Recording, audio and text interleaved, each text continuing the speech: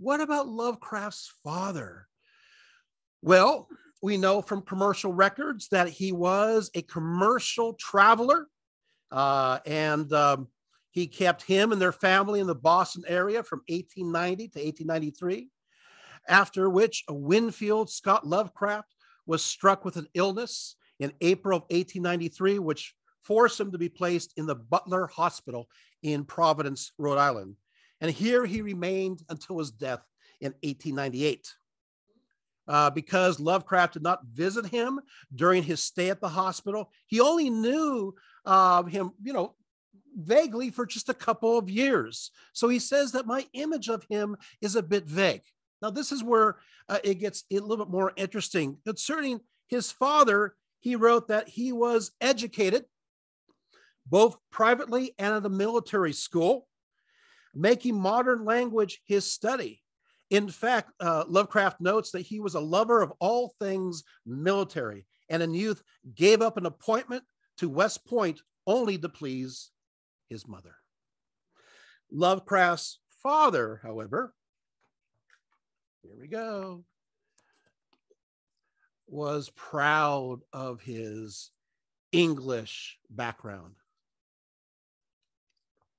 Very proud. An Anglophile to the very end. And in fact, what happened is that he writes, in America, the Lovecraft line made some effort to keep from becoming nasally Yankeeized.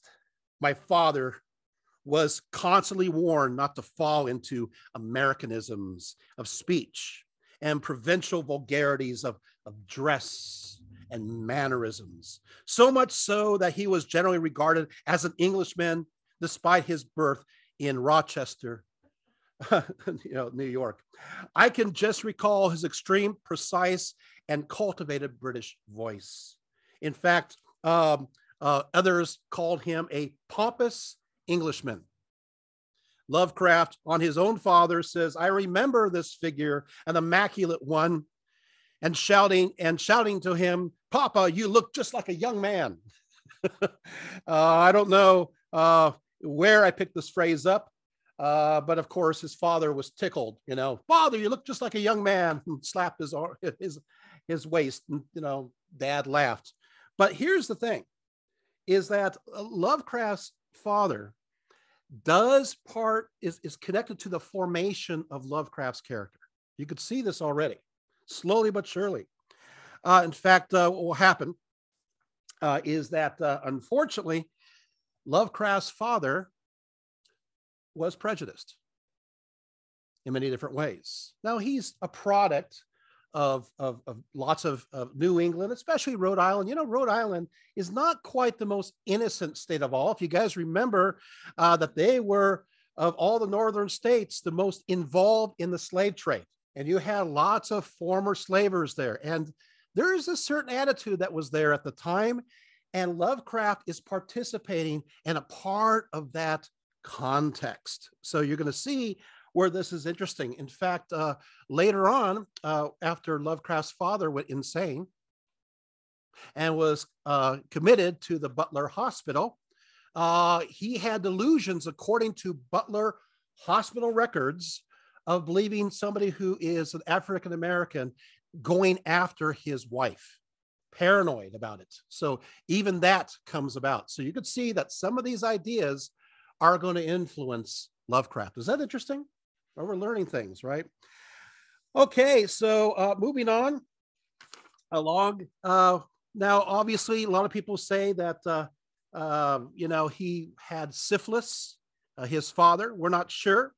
But Lovecraft was kept in the dark about his condition, and Dad just suddenly disappeared. What happened to him? He's not there anymore. And he did not visit, or was allowed to visit, his own father at the hospital. And so he didn't know. And so already you could see there are aspects of mental illness that is in the family. And you're going to see this as a theme in many different ways. By the way, There's an interesting thing is Winfield's cousin, Joshua Elliott Lovecraft, also died of this general paralysis that they think is actually syphilis only a few months after Winfield Scott Lovecraft. Just a little bit of trivia, interesting stuff. Okay, so what happens is now this idea of superiority, this idea that, the English, they're the best, continues through the son. He said that what happened, my aunt remembers that at an early age of 3, I wanted a British officer's red uniform and paraded around in a nondescript coat of brilliant crimson, originally part of a less masculine costume, and in a picturesque juxtaposition, of kilts, which me represented the 12th Royal Highland Regiment, Rue Britannia. That's what he says. At around the age of 6, when my grandfather told me of the American Revolution, I shocked everyone by adopting a dissident view. He says, Grover Cleveland was Grandpa's ruler, but Her Majesty Victoria, Queen of Great Britain and Ireland and Empress of India, commanded my allegiance. God save the Queen was a stock phrase of mine. When the death of his father, Lovecraft's grandfather, Whipple Van Buren Phillips, easily took over the paternal position, but you could already see, again, aspects of Lovecraft's character being already set. You see it, right? Are you seeing this? You're understanding? Okay. He said, of course, he loved his grandpa very much, and grandpa was very doting. They moved into the family home, which he absolutely loved, in Providence with his maternal grandparents. He loved it so much. He said that actually this place that they lived in was right next to a primal and open New England countryside with rolling meadows, stone walls, cart paths, brooks, deep woods, mystic ravines, lofty river bluffs, planted fields, white ancient farmhouses, barns and briars, gnarled hillside orchards, great lone elms, and all the authentic marks of a rural milieu unchanged since the 17th and 18th centuries. Why is that important, you Lovecraft scholars? Because already you could see a lot of his stories connect to this era, 17th, 18th, 19th centuries, and he is growing up within this context, which does bleed into, pardon the pun, into his later stories, right? He did admit that his house was an urban one at the very edge of this, but he loved living here. He was proud of living in the Phillips household. It caused me to grow up as a complete Rhode Islander, but he loved this city. He says, when I was 3 years old, I felt a strange magic and fascination, not unmixed with a vague unease and perhaps a touch of mild fear. In the ancient houses of Providence's venerable hill, with their fan-lighted doorways, railed flights of steps, and stretches of broad sidewalk. Yet, here's the interesting part. He loved his Rhode Island, but he loved it too much, to the point where he's not sure if he could set a lot of stories, the horror stories, in Rhode Island. But there was a sister area that he knew was a perfect context. And this started early on with his visits to a place known as, and staying at times, Massachusetts. Massachusetts, on the other hand, it had a dark legacy, right? The Puritans, right? And other Salem witch trials. And he's like, oh, this works. And so early on, he started to think to himself, now that is a place to set a horror story. And that, of course, will be the backdrop of many of his novels later on. So, in fact, there you go. In fact, what will happen is Lovecraft writes about this in his Pictures of a House, which he published in 1920. He says, horror haunts strange, far places. For them are the catacombs of the Ptolemies and the cavern mausoleums of the nightmare countries. They climb to the moonlight towers of ruined Rhine castles and falter down black cobweb steps beneath the scattered stones of forgotten cities in Asia. The haunted wood and the desolate mountains are their shrines, and they linger around the sinister monoliths on uninhabited islands. But the true epicure of the terrible, to whom a new thrill of unutterable ghastliness is the chief end and justification of existence, esteem most of all the ancient, lonely farmhouses of the backwoods of New England. For there the dark elements of strength, solitude, grotesqueness, and ignorance combined to form the perfection of the hideous. And his focus was, of course, the area of Massachusetts. Isn't this fascinating? So his words alone testify to that. So already at this point in his life, he's combining two elements together, the idea of wonder and the idea of terror. And he's bringing these together at a very early age.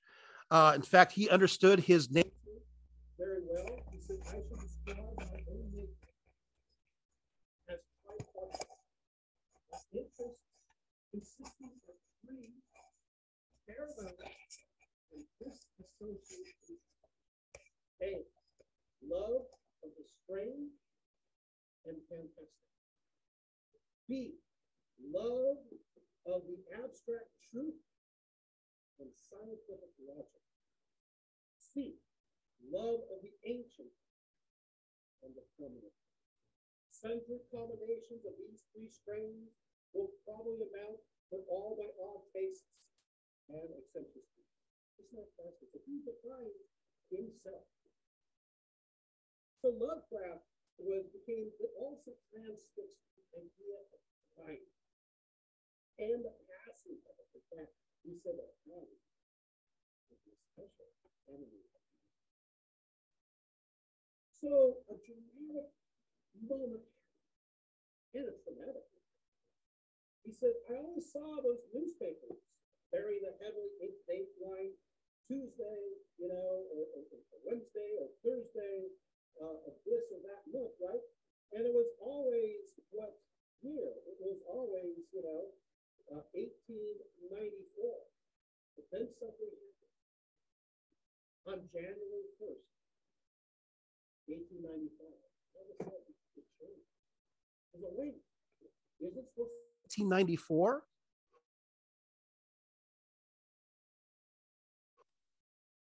Because he got used to the idea and it changed on him. And that upset him. In fact, he started seeing time as a foe that he's always struggling with. And he started to think to himself that, I want to go back in time. I want to see, he says, 1066 or 1492 or 1642 or 1776. The idea of personally outliving the eternity was impressive to me. I shall never forget the sensation I derived from the idea of moving through time. If forward, why not backward? Which that 95 date line gave to me. That 1895 changed things. And he became not satisfied only to go back to the 18th century, but further back, thousands, even millions of years. And again, this idea, this obsession with time is another grand theme that you're going to see in the Lovecraft novels. He's always going back.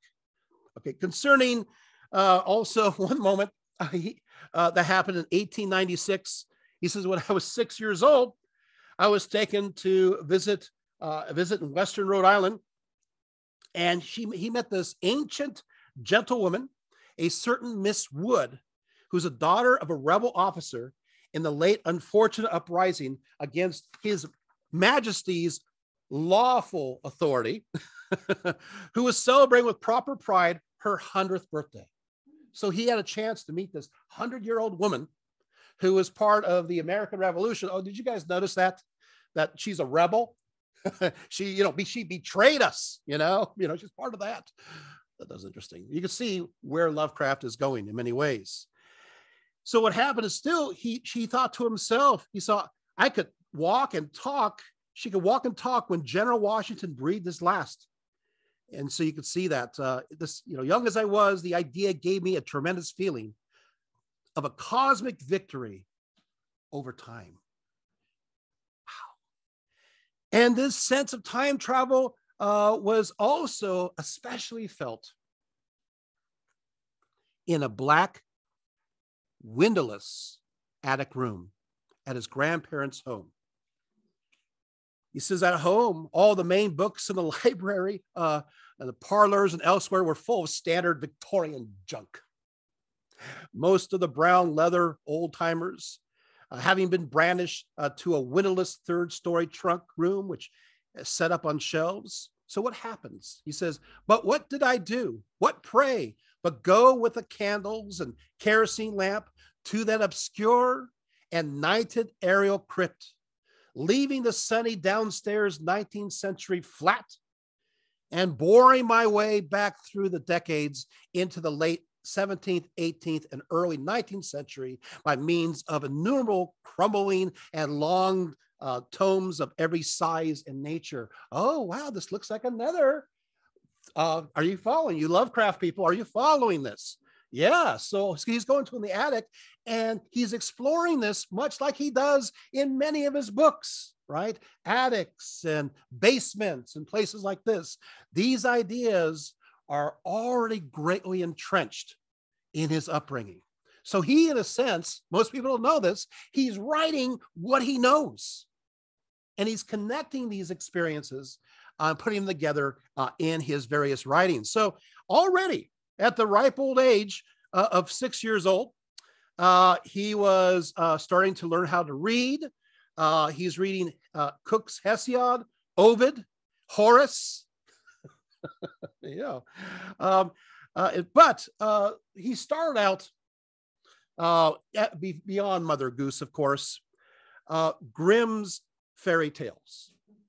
So that's a great way to start.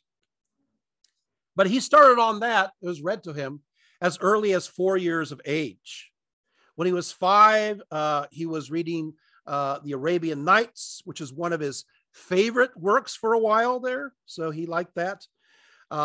It was then that I invented for myself the name of Abdu al-Rasad and made my mother take me to all the Oriental curio shops and fit me up with an Arabian corner in my very room. So you could see this.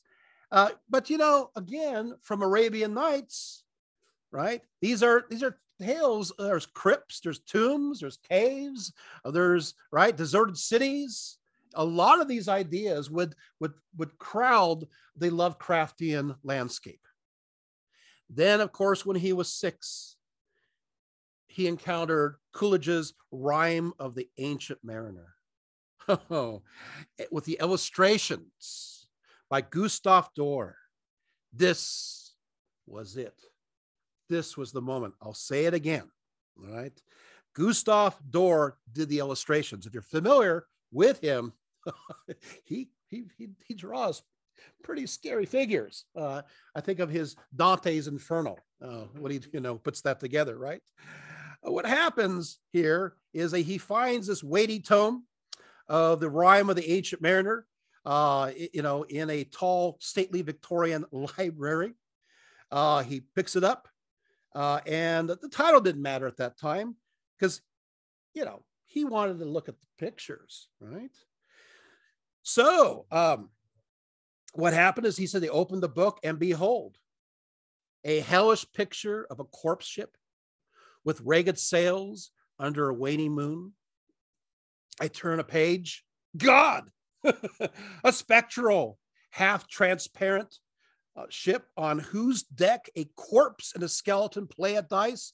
By this time, I am flat on the bearskin rug and ready to thumb through the whole book, of which I had never heard before. a sea full of rotting serpents and death fires dancing in the black air, troops of angels and demons, crazed, dying, distorted forms, dead men rising in their puturistics and lifeless manner, the dank riggings of a fate-doomed bark. Wow, this was a moment. He had the visual epiphany, and it caught his eye. From there, he got into Hawthorne's Wonder Book and the Tanglewood Tales, which started to move him towards Hellenistic myths. That's going to start to interest him. Then he came across Bulfinch's mythology. This was a huge moment. He became interested in Greco-Roman mythology. He writes, the creation of the world is a problem naturally fitted to excite the liveliest interest of man, its inhabitants. The ancient pagans, not having the information of the subject from the pages of scripture, had their own way of telling a story. Ovid's Metamorphoses followed in quick succession. Okay? Lovecraft's grandfather, Whipple Phillips, now becomes very influential. He encouraged his antiquarian interests, especially his interest in ancient Rome. He says his grandfather, he had loved to muse amidst the ruins of the ancient city. So his grandfather used to habitually visit Rome on business and had brought from Italy a wealth of mosaics, paintings, and other objects of art whose theme was more often classically Roman than Italian. He always wore a pair of mosaics in his cuffs for buttons. And of course, one had a view of the Colosseum, so tiny yet so faithful, and the other had a view of the Forum. Wow, Grandpa is influential, right? Well, it goes further. Furthermore, he had a child's reader that he devoured at the age of 6. There was a whole alluring section he talks about that was connected to Rome and Pompeii, he says. But guess what? He was also fascinated with those aqueducts. And you know what he thought about? That railroad bridge. The railroad bridge looked like the aqueducts. And he made this connection. He became obsessed with it. And you know what helped his obsession? His mother. His mother said, okay, sure. In fact, so what happened is that they went to the railroad bridge, and Mom says, yeah, this is just like a Roman aqueduct. Again, interesting, the passing or crossing over. Isn't this fascinating? This idea in his psyche.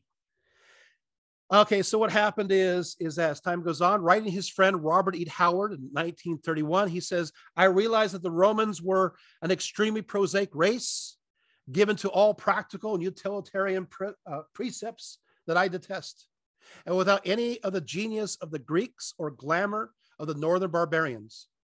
And yet, I can't manage to think behind 450 AD except as a Roman. So even though he said, hey, the Greeks, I admire them, philosophy and what they put together and literature and so forth, and the barbarians are so noble, but you know what? I'm a Roman. I can't help it. I'm stuck.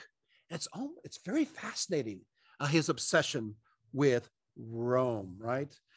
So what happened is that later on, of course, because of Rome, his interest in the Arabian Nights and the ancient East starts to slip away. He says, my Baghdad name and affiliations disappeared at once, for the magic of silks and colors faded before that of a fragrant templed grove, fawn-peopled meadows in the twilight, and the blue beckoning Mediterranean. He's now switching over to the Greeks and Romans. These ideas need a manifestation. And so at the very young age of 6, Lovecraft became a writer. 6 years old, he became a writer. What was his first? Of course, he said that my attempts of versification, of which I made the first at the age of 6, now took a crude, internally rhyming ballad meter, and I sang the exploits of gods and heroes. His first surviving work, which he lists as his second edition, was entitled The Odyssey Written for Young People. His first edition, some people say dated before his 7th birthday. So very prolific at a very young age. Do you want to hear his first line? Or his early line? Here it is. The night was dark, O readers, hark, and see Ulysses' fleet. From trumpet sound back homeward bound, his hope, his spouse to greet. Wow, that's pretty good for 6. What do you think? Okay, so he's pretty prolific. So in fact, in this book, the 2nd edition, he actually lists other books that he published, and he has even the prices with Mythology for the Young, 25 cents, Ulysses for Young Folks in verse, 5 cents, and an old Egyptian myth, 5 cents, the Young Folks Iliad in verse, 5 cents, Ovid's Metamorphoses, 25 cents. Wow, that's pretty expensive. So apparently he's already writing lots of materials. Okay, so suddenly the Rhode Island School of Design, it opened in 1897, and they had, he said, a Greco-Roman displays that were presented awkwardly in the basement, but nevertheless, he was obsessed. He loved it. In fact, he said it was an enchanting world for me, a true magic grotto where unfolded before me the glory that was Greece and the grandeur that was Rome. I have since seen many other museums of art, and I'm now sojourning but a 5-cent fare from the next grandest in the world, which is the Metropolitan Museum in New York. Yet I vow that none ever moved me as much or given me so close and vivid a sense of contact with the ancient world as that modest basement on Waterman Street Hill with its meager plaster casts. It's his first experience. That's what matters. The result was he declared himself a genuine pagan. He converted over to paganism at this point. But as opposed to me telling you that, why don't we let Lovecraft tell you that? How's that? So here we go. He states, when I was 7 or 8, I was a genuine pagan, so intoxicated with the beauty of Greece that I acquired a half-sincere belief in the old gods and nature spirits. I have, in literal truth, built altars to Pan, Apollo, Diana, and Athena, and I have watched for dryads and satyrs in the woods and fields at dusk. Once I firmly thought I beheld some of these sylvan creatures dancing under the autumnal oaks, a kind of religious experience as true in its way as the subjective ecstasies of any Christian. If a Christian tells me he has felt the reality of his Jesus or Jehovah, I can reply that I have seen the hoofed Pan and the sisters of the Hesperian Phaethusa. Isn't that fascinating, right? So there you have Lovecraft himself talking. He says, when Rome was presented to me in an unfavorable angle, the Sunday school horror of Nero and the persecution of the Christians, I could never quite sympathize in the least with the teachers. Uh-oh. Now all of a sudden, he's getting himself in trouble already. The guy's 7, 8 years old, and he's already having a conflicting opinion, and he's going against the status quo. Isn't that fascinating? So are we learning that much of Lovecraft is already formed at an early age, right? Indeed, right? So what happens now? Okay, so he says, I felt that one good Roman pagan was worth any dozen of cringing scum riffraff who took up a fanatical foreign belief and was frankly sorry for the Syrian superstition that it was not stamped out. When it came to repressive measures of Marcus Aurelius and Diocletian, I was in complete sympathy with the government and not a shred of use for the Christian herd. To try to get me to identify with that herd seemed, to my mind, ridiculous. He further admitted, at 7, I sported an adopted name, L. Valerius Messala, and tortured imaginary Christians in amphitheaters. So there you have it. So Oh, wow. Okay. So are you getting the idea that Lovecraft loves pushing buttons, right? Can you imagine the poor Sunday school teachers just sitting there going, oh no, it's like young Sheldon in Sunday school, you know? It's like, oh no, here comes Lovecraft, right? But there's others, right? Unfortunately, there's something that happened that now affected his literary style. On January 26, 1896, Lovecraft's maternal grandmother, Roby Phillips, died. The death of my grandmother, he says, plunged the household into gloom from which it never recovered. He said the black attire of my mother and aunt terrified me and repelled me to such an extent that I would surreptitiously pin bits of bright cloth or paper to their skirts for sheer relief, right? But what happened is all of a sudden he got depressed. The idea of death now impressed him, and to the point where it dislodged his very young and quite impressionable mind. And so he mentions the fact that there's this wound of melancholy that seemed to follow him. And then all of a sudden, something happens. It was then that my former high spirits received their damper. I began to have nightmares of the most hideous description, peopled with things that I call night gaunts, a compound word of my own coinage.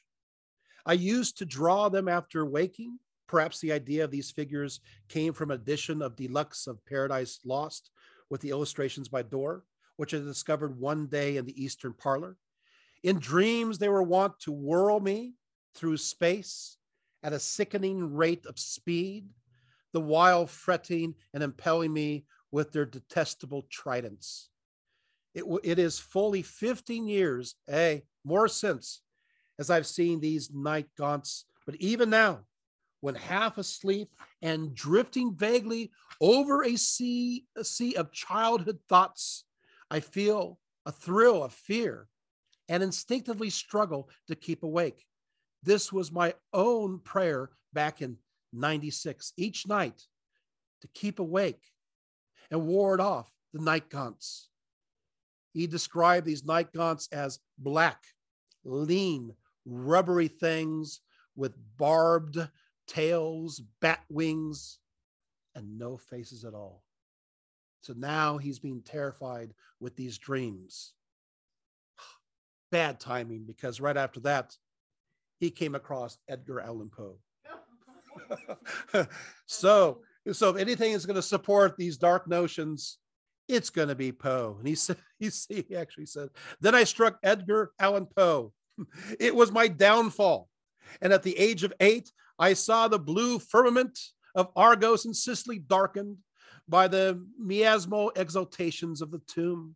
He wrote his first major work called The Noble Eavesdropper in 1897, right? But not very Poe-like. His second story was called The Little Glass Bottle. It talks about, it's basically a treasure story. That went back to a certain Captain William Jones, found a bottle that was supposedly from 1864 that marks out a treasure. And then, this captain goes search it, for this treasure, because X marks the spot. He arrives at the spot and there's another bottle that basically says that this is all a practical joke. And so he responds, probably the best line. He said, I like to kick his head off, referring to the person who led him on this wild goose chase. Then he wrote a work called The Secret Cave in 1898. Well, this guy, Lovecraft is 8 years old at this time. He's already writing this. He is very prolific. Now, I want to tell some of these stories because it really does tell you how he changes over a period of time. It tells the story of a 10-year-old, which is 2 years older than himself, a 10-year-old John and his younger sister Alice. And they were told by mom and dad to be good children. Be good. Don't get yourself in trouble. Of course, soon as the parents leave, what happens? They get in trouble, right? And they go into the basement and they find all this mess.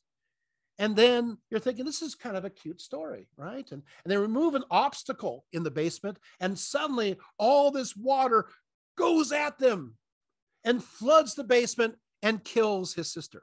What? Wait, what? That got dark pretty fast. And he describes at length his sister's dead body and what it looked like. Oh, looks like Lovecraft is coming about, right? This interesting twist at the end. But there you have it. Nice, cute story, and then tragic and violent. He was also influenced by dime store novels. He loved a good detective story. He started being influenced by Sherlock Holmes. Yeah. So another story he liked to read was another one he wrote, was The Frozen Pirate, where a ship was discovered in Antarctica, trapped in ice for many years. The crew was frozen solid. However, one starts to thaw, he comes to life, but as soon as he starts to rot and die right after that. So again, something else that you see that's familiar with Lovecraft. In 1898, Lovecraft added to his list his interest in the sciences. Wow, science is interesting. So what does he start? Of course, a daily scientific gazette at the age of 8. Wow. But he says, yeah, it degenerated from a daily to a weekly. Can you believe it? It's like, wow, as if he had enough material to go on that long, but he did, right? In fact, he decided to go beyond just studying science. He's going to test out various hypotheses. So one of the neighbors, Paul Cook, notes that there is a section of Providence that was then open fields, rather swampy here and there, with very few houses. One day, this neighbor, Mrs. Winslow Church, noticed that someone had started a grass fire that had burned over quite an area and was approaching her property. She went out to investigate and found the little Lovecraft boy. She scolded him for setting such a big fire and maybe endangering other people's property. He said very positively, I wasn't setting a big fire. I wanted to make a fire 1 foot by 1 foot. Obstinate, right? Challenging authority. Then he got interested in biology. Well, and soon the facts of life became interesting, but he basically said that he didn't want to hear it from the parents. So I am going to, basically, he said to himself, I'm going to study biology myself, and especially the taboo topic of sex. That's right.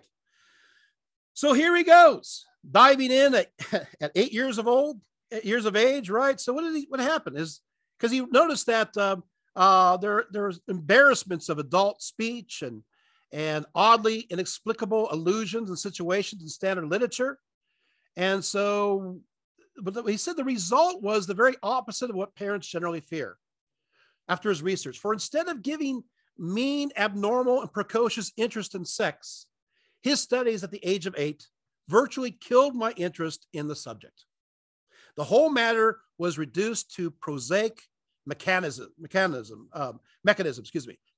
which I rather despised, or at least thought was non-glamorous because of its purely animal nature and the separation from such things as intellect and beauty, and all the drama was taken out of it. And so for the rest of his life, Lovecraft had a lackluster attitude towards sex. And we'll talk, and later on, I'll mention Sonia Green and what his wife will say about Lovecraft as a lover. We do know. So there you go. Also in 1898, he decided to learn Latin, and influenced by Ovid and Virgil and Horace, he translated the first 88 lines of Ovid's Metamorphoses again in 1898. Then all of a sudden, Lovecraft claims that he suffered 2 nervous breakdowns, one in 1898 and one in 1900. He says, I didn't inherit a very good set of nerves since relatives on both sides of my ancestry were prone to headaches, nerve exhaustion, and breakdowns. He mentioned that his grandfather had frightfully blind headaches. And of course, he said that his mother, who could run him a close second when it came to headaches. So both his mom and his grandfather that had these headaches. And of course, he thought also something was wrong with his dad when it came to mental illness. And so it just runs in the family. Of course, the Butler Hospital was a place where his father ended up and later on died. And his mother would later on have a nervous breakdown. And guess where she ended up? In the very same Butler Hospital. Yeah, so he is surrounded, and he himself has these various mood swings. What about his mother? We can't forget Mom, right? His mother spoiled Lovecraft, given into his moods. She was very overprotective, but always treated him just like a baby. In fact, his future wife says that as a baby, Howard looked like a beautiful little girl. He had a tender age of 3 years old, a head of flaxen curls of which any girl would have been proud. In fact, Mom actually wanted a girl, even put together a hope chest to the point where he was saying at the ripe age of 6 into 7, he used to say, "I'm a little girl." By the time he was 8 years old and she enrolled him in dance class, he actually decided this is not going to work out, and quoted Cicero stating, "Scarcely any sober person dances unless by chance that he is insane." And so he got violin lessons instead. He also, Mom says, you don't have to go to Sunday school anymore, because he had also proclaimed himself as a bona fide pagan. So that stopped. And I'm sure that Mom got lots of complaints in that area. He was a very unpopular child. Nobody seemed to like him. He said, since I would insist on playing out events in history or acting according to consistent plots, I was used to a doll company, he says. He said, my favorite toys were the very small ones, which would permit of their arrangement in widely extensive scenes. In fact, what he did is he created these elaborate scenes. This is another important thing. He created these very elaborate scenes. I had all sorts of toy villages with small wooden or cardboard houses, and by combining several of them, would often construct cities of considerable extent and intricacy, toy trees of which I had an infinite number, and he would create these gigantic sets, oftentimes set in the past, and he would unravel all these plots as he created these scenes. Again, are you seeing the connection between the visual and the written? And he's acting it out little by little. He said, so there you have it. He said horror plots were frequent, though oddly enough, I never attempted to construct fantastic or extraterrestrial scenes. I was too much of an innate realist to care for fantasy in its purest form at that time. So there you have it. He was not inactive. He loved to bicycle everywhere. He called himself a veritable bike centaur. So going up and down all over the place. He tried the elementary school, the Slater Avenue School, and he found the instruction quite useless. And he already knew how to read. He already knew mathematics. He already knew the sciences. So it's kind of like useless. So they pulled him out again, and he did his own self-educated thing for a little while, In 1901, Lovecraft became fully enchanted by Antarctica. He collected everything about this unknown continent, and he wrote 3 works on the topic. Voyages of Captain Ross, 1902, Wilkes Exploration, 1902, and Antarctic Atlas.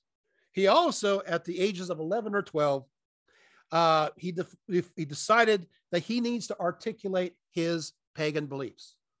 And so he wrote a work known as the Poemata Minora, 1902, which was dedicated, he says, to the gods, heroes, and ideals of the ancients. He describes this as a rather pompous book. So there you have it.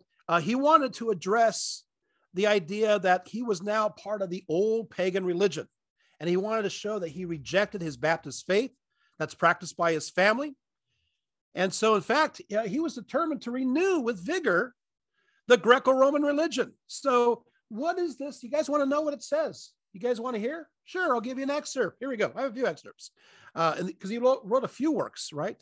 He says, Olympian gods, how can I let ye go and pin my fate to this Christian creed? Can I resign the deities I know for him who on a cross for man did bleed? He continues, how in my weakness can my hope depend on one God alone? Though mighty be his power, why can Jove's host no more assistance lead to soothe my pains and cheer me of my troubled hour? He wrote an ode to Selene and Diana. He says, take heed, Diana, of my humble plea, convey me where my happiness may last, draw me against the tide of time's rough sea, and let my spirit rest amid the past. He says, the modern world with all its cares and pain, the smoky streets, the hideous clanging mills, fade neath thy beams, Selene, and again we dream like shepherds on Chaldea's hills.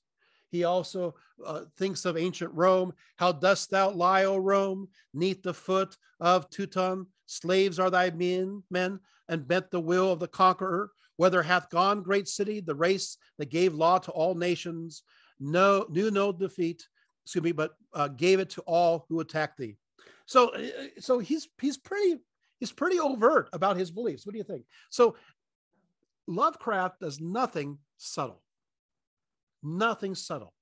And everything is about this conflict, right? You know, he has this inner tension, outer tension. Then he discovers something else. Astronomy. Wow. Wow. Here's the next part, right? Now he becomes fascinated with outer space. And so mom gave him a nice telescope, right? I used to sit at night after night absorbing the minutest detail of the lunar surface. Till today, I can tell you of every peak and crater as though they were topographical features of my own neighborhood. I was highly angry at nature for withholding from my gaze the other side of the satellite. And so he now guess what he writes? Yes, he writes various treatises on astronomy, which, by the way, still survive. And he writes four of these. And then all of a sudden he stumbles on somebody else. Who? Jules Verne. Wow, the next one, right? And of course, he talks about the immortal Jules, and how fascinated he was with him, and how this now connected to his interest in something else. The beginning, of course, of his fascination with science fiction. So all these elements are coming together. Finally, they said, you need to go to school. So 1902, they threw him back to school. He lasted to 1903. He says, I was considered a bad boy, for I never would submit to discipline. When censored by my teacher for disregard of rules, I used to point out to her the essential emptiness of her conventionality. Can you believe that? It's like, what? Okay. In such a satirical way that her patience must have been quite seriously strained. Withal, she was remarkable kind, considering my intractable disposition. He was a sharp student. He graduated top of his class. And then he was asked to make a speech at the graduation. He said he's not going to. And then that day, he decides, I changed my mind. And then he makes the speech. This is awful. He makes the speech. And he decided to make it as long as possible. So I'll read the introduction so you get a picture. He's graduating. Here's the problem child, right? This is the big moment. And he says, ladies and gentlemen, had I not thought to trespass upon your time and patience at the time, but when the muse impels, it becomes a man ill to strive her demands. When I speak of the muse, I do not mean to say that I am about to inflict my bad verses upon you. Far be that from my intention. My muse this day is Clio, who presides over the affairs of history, and my subject, a very revered one to me, is the career of one who rose from the most unfortunate condition of insignificance to the utmost height of deserved eminence. That's right, Sir William Herschel, and from a Hanoverian peasant became the greatest astronomer of England and therefore of the world. That's his introduction. No, this is not even. No. This is like a middle school. Yeah. So as you can see that, yeah, this is 1903. Yeah, yeah.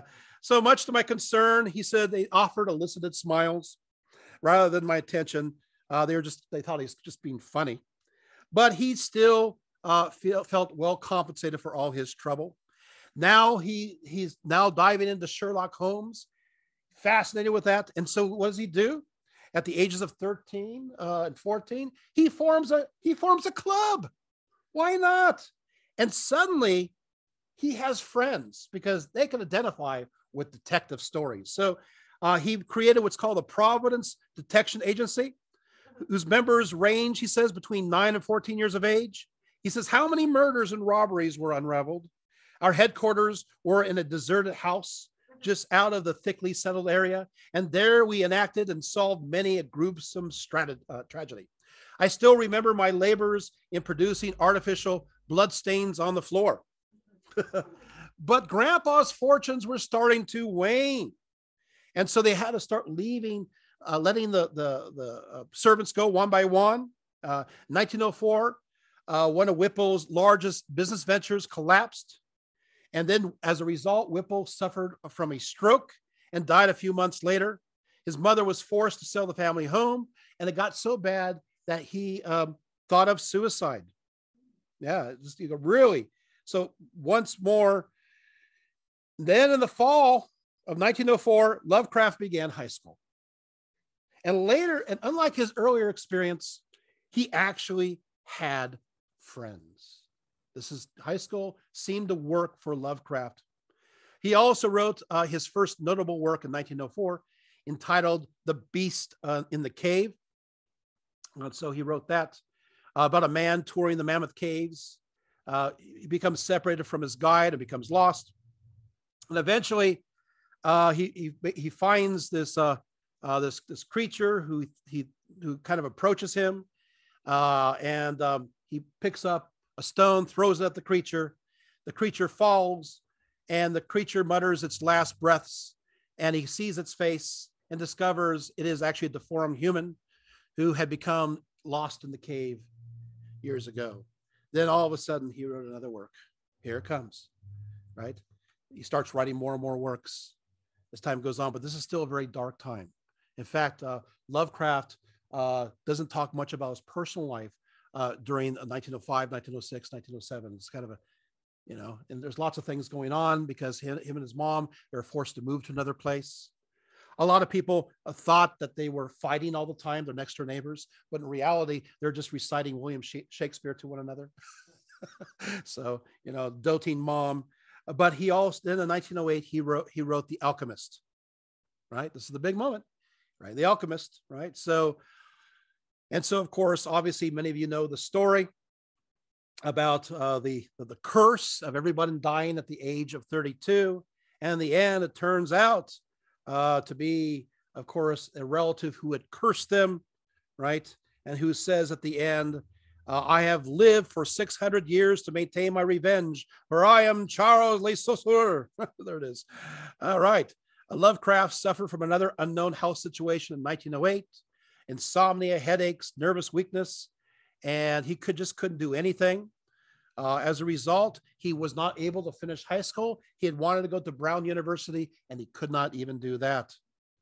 Oh, now follows another dark time, 1908 to 1913. In fact, Clara Hess writes that Lovecraft became so hideous that he hid from everyone and did not like to walk upon the streets where people could gaze at him. So, wow. So this is a really dark life, so terrible things are happening. But there you have it. Lovecraft, meanwhile, still was interested in many things, and he decided to get into organic chemistry during this period of time. He seemed to love it, except he had one thing that stopped him from going into chemistry even further. And that is, he hated math. He absolutely hated math. In fact, he loathed it so much, he said that it got him sick and gave him terrible headaches. So that was not for him. So now he writes a work that is kind of a science fiction work. And here it starts. It's called Providence in 2000 AD. and it showed a vision of the future where the English, those of English descent, the Americans, true Americans were being replaced by Irish and the Italians and Portuguese and Jewish immigrants. So he's writing this. So all of a sudden, this is the first show of a prejudicial perspective right here. And the work again is called Providence in 2000 AD. Then he started to, during this time, he started to decide to write various letters back and forth to pulp periodicals, and especially the Argosy. And he, in fact, he had a writing duel with a certain Fred Jackson, who wrote many articles or I should say many stories in this particular journal, excuse me. He called him trivial, effeminate, and in places coarse, his writing. So this started a huge fight. So now everybody's reading this periodical, and Lovecraft was fighting this master writer, Fred Jackson, and they're going back and forth, and he's gaining attention through this animosity. And as a result, a certain Edward Doss of the United Amateur Press Association, also known as UAPA, again, United Amateur Press Association, invited both Lovecraft and Russell to join the association in April of 1914. And all of a sudden, he found his home. This was the beginning of him finding, kindred spirits, and yes, eventually his wife, right, through this circle. He said, with the advent of the United, I obtained a renewed will to live, a renewed sense of existence, and so forth and so on. Okay. In 1915, he was elected vice president of the UAPA. In 1917, he was elected president. Oh, so he moved up pretty fast. And he advocated archaic uses of the English language. We need to go back to the old forms. Color, C-O-L-O-U-R. Come on, guys, get with the story, right? At this time, he finally published in 1916, The Alchemist, that he wrote earlier. Okay. And then, of course, Paul Cook, another UAP member, encouraged him to continue writing and publishing. So he wrote a work called The Tomb, which is published in 1917. And there you have that. And I'm not going to tell you the whole story. I wish I could. I do have it all here. The next work was Dagon, written in 1917, but published in 1919, right? And it is, it becomes really the kind of story that he became well known for in many ways. Of course, we can talk about, the ship is captured by an Imperial German sea raider. And so this person escapes into a lifeboat and drifts aimlessly, right? And he's stranded on a slimy expanse of hellish black mire, which extended about him in a monotonous undulations as far as he could see. The region was putrid with the carcasses of decaying fish and less describable things, which he saw protruding from the nasty mud of unending pain. Okay, unending plain, excuse me. I like the other one though. Anyway, and so what happened is this is the ocean floor. And after dried up after 3 days, he found a mound at the edge of an immeasurable pit or canyon and a gigantic white stone object that he soon perceived to be a well-shaped monolith. And he saw unfamiliar hieroglyphics on it: fish, eels, octopuses, crustaceans, mollusks. But he also saw signs of these sort of humans worshiping this creature. And then suddenly this creature does appear, right? Wide and flabby lips, glassy, bulging eyes, and less pleasant to recall. And of course, he does flee. He runs. He returns back. He ends up in a San Francisco hospital after being rescued. And of course, there is this haunting memory, and you're going to have, and he starts to contemplate taking his life because he goes crazy. And the end is fascinating. He declares himself ready to do himself in. And in fact, the story is a suicide note. The story ends with the narrating hearing a noise at the door as of some immense slippery body lumbering against it before shouting, "God, that hand, the window, the window," and it ends. Okay, speaking of hands, Lovecraft then continued to try his hand in science fiction. He wrote in 1919 Beyond the Wall of Sleep about a certain Joe Slater, an inmate who had died at a facility a few weeks after being confined as a criminally insane murderer. Are you seeing kind of some interesting themes here? Criminally insane, mental. Are you seeing that it is part of his experiences? You know, so he is writing what he does know. And yet he says this white trash of the South, for whom laws and morals are non-existent, was able to say the most crazy things that defied all understanding. In fact, at one point, he talked in his inadequate language, visions of green edifices of light, oceans of space, strange music, and shadowy mountains and valleys. But most of all, did he dwell upon some mysterious blazing entity that shook and laughed and mocked at him.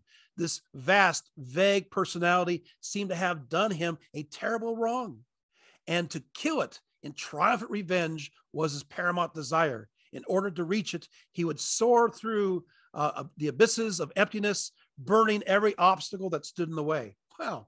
And then this man had nightly attacks, right? This entity, blazing entity trying to get its revenge. So there you have it. So yeah, he's going there when it comes to science fiction. Moving right along. Of course, ultimately, I just want to say that they wanted to learn more. There was this supposed individual who had telepathic communication and was able to connect with this criminal mind and be able to see what was going on. And in this is a fascinating vision. He explained that we are not shackled to our physical bodies, that we, all humans, are actually light beings, and talks about that. He says that also the light is going to be connected to this last battle with its nemesis known as Algol and so forth. And then, of course, this battle supposedly happened, and then a star shone in the sky, then went away, excuse me. All right, so we're getting to World War I. I get, of course, extra time because we started very late. But you want to hear everything that I promised you, so here we go. Well, he wanted to fight in World War I. But guess who did not want him to fight in World War I? His mother. So his mother made it clear that she would do everything to prevent him from joining this effort. And so even though he passed the physical, she wrote all of these letters, a letter campaign, not allowing her son to join. So he ended up becoming part of the National Guard of Rhode Island. He observed the war, even though he wanted to fight against the Kaiser. He did say, as to the general situation, it seems very discouraging low right now. It may take another second war to adjust things properly. Things that are going on. So then his mother, Susie, had a complete mental breakdown during the winter of 1918 to 1919. We don't know the exact details, but she suddenly had visions and started seeing strange things. In fact, she described weird and fantastic creatures that rushed out from behind buildings and from corners at the dark. Well, isn't that fascinating? Wow, Mom, Dad, Grandpa, isn't this interesting? Again, his context. Like his father, Mom ended up in the Butler Hospital, committed in March of 1919.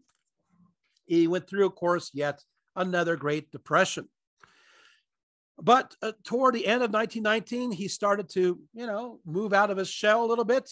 In the aftermath of World War I, he started to have a new view of life. And he started to question his ideals as if they were not questioned earlier. And he says that the peace conference, Friedrich Nietzsche, Samuel Butler, the modern one, Mencken, and other influences have perfected my cynicism a quality which grows more intense as the advent middle life removes the blind prejudice whereby youth clings to the vapid all's right with the world hallucination from sheer force of desire to have it so. Oh, wow. As for religion, uh, he obviously no, all religion. He just started to say no to it. He said religion is still useful amongst the herd, that it helps their orderly conduct as nothing else could. The crude human animal is superstitious, and there is every biological reason why they should be. Take away his Christian God and saints, and he will worship something else, he says.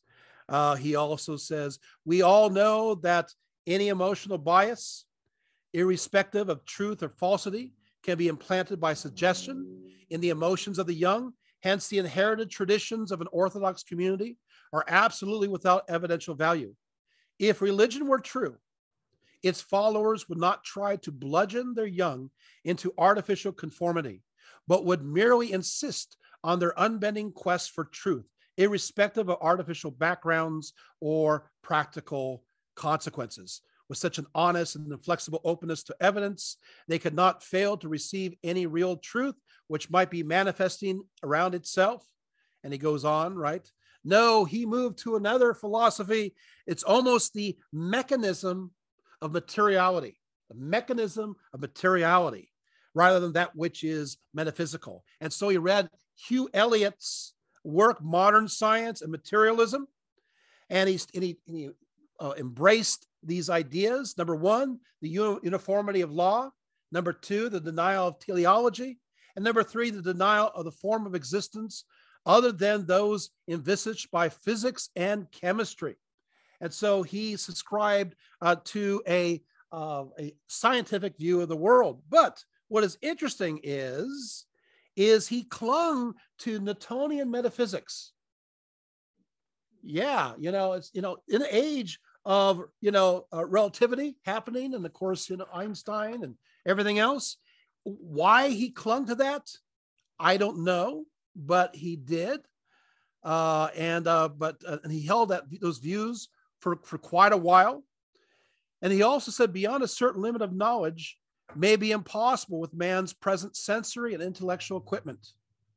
So he says that we live on a placid island of ignorance in the midst of black seas of infinity, and it was not meant that we should voyage far.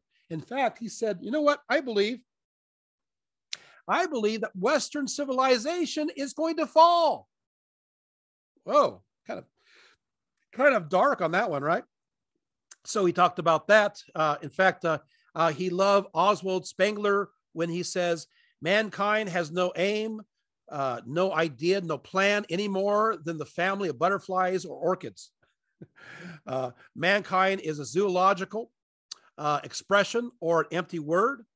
I see in place of that empty figment of one's linear history, which can only be kept up by shutting one's eyes to the overwhelming multitude of the facts, the drama of the number of mighty cultures, each springing with primitive strength from the soil of mother region to which it remains firmly bound throughout its whole life cycle, each stamping its material, its mankind in its own image, each having its own idea, its own passion, its own life, will, feeling, in its own death. Well, both Spengler and Lovecraft believed that everything is going to come to an end, Western civilization, and something else will replace it. Again, this fatalistic idea. In fact, life moved in cycles constantly. He says, I am inclined to think that all entity evolves in cycles, that sooner or later, everything occurs practically all over again. As to the origins of a supposed deity, if one always existed and always will exist, how can he be developing creation from one definite state to another? Nothing but a cycle is in any case conceivable. A cycle, a rearrangement, if that be a tenable thought. Nietzsche saw this when he spoke of the Eivaken, right? Vederkunft. In absolute eternity, there is neither starting point nor destruction. Okay, so that becomes his view. Well, he's going to eventually change it. What do you mean? What? He's going to change his views? Yeah, because Lovecraft does this all the time. See, he changes his views to the idea that not cycles, he moves it to the idea of entropy, right? And so he says entropy is a very specific type of chaos. It is the chaos of pure homogeneity, which is not a condition that usually springs to the mind when we think of chaos, but it, in fact, total equality is distilled Platonic realization of chaos. And so this idea here is, as the origins, what happens here is that everything is just slowly winding down. The energy is moving out of the universe, becoming less and less. Well, now he continues writing The White Ship, the doom that comes to Sarnath, which is a great story that I wish I could tell you about, but I can't. At this time, a pivotal moment was when he met Frank. Oh, this is good. Frank Belknap Long, who was to become one of his best friends. Long had quite a literary career, writing horror and science fiction, fantasy, gothic romance, even nonfiction, writing for both pulp and comic books. The guy lived to 1994. The guy is, and he had a very interesting view on Jules Verne and H.G. Wells. And so he obviously, Lovecraft encountered him via his letter writing, going back and forth. Although their first meeting wasn't good as far as his estimation of his writing. He says that basically Long's Dr. Whitelock's Price was frankly a boyish and elementary story. But he liked his second work called The Eye Above the Mantle, in which Long combined Poe and Nietzsche together, and Dunsany, right? Where the human race meets its ends, and what happens, they're replaced by the Uberman, the Superman. A new race is born. He liked that one.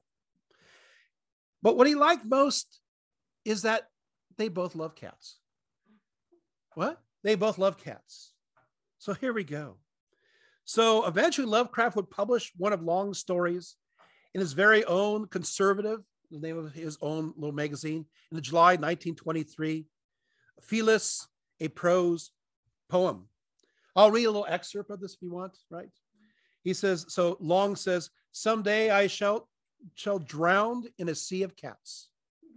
I shall go down, smothered by their embraces, feeling their warm breath upon my face, gazing into their large eyes, hearing in my ears their soft purring.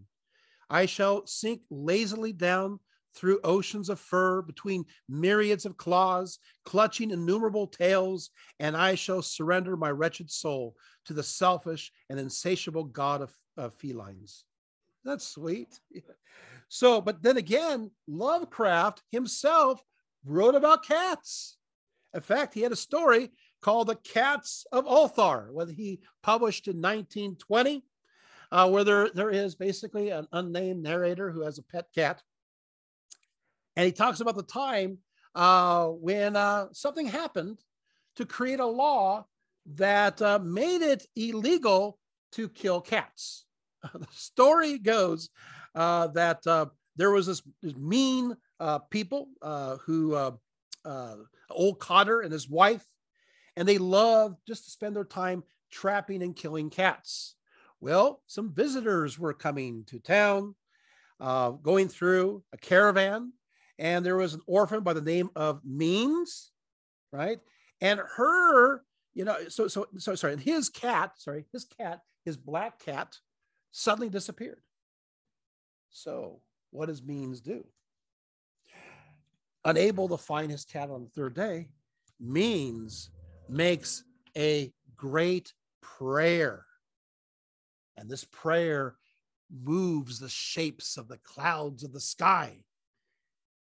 And everybody in the village, they can't find their cats anywhere. Where do those cats go? Well, they noticed that what happened is these cats were surrounding the Cotter's house. And then after that, the next morning, the cats returned to their owners. They were very well fed, by the way. And of course, they found the abandoned house and they found two skeletons that had been picked clean. And therefore, it was illegal to kill cats.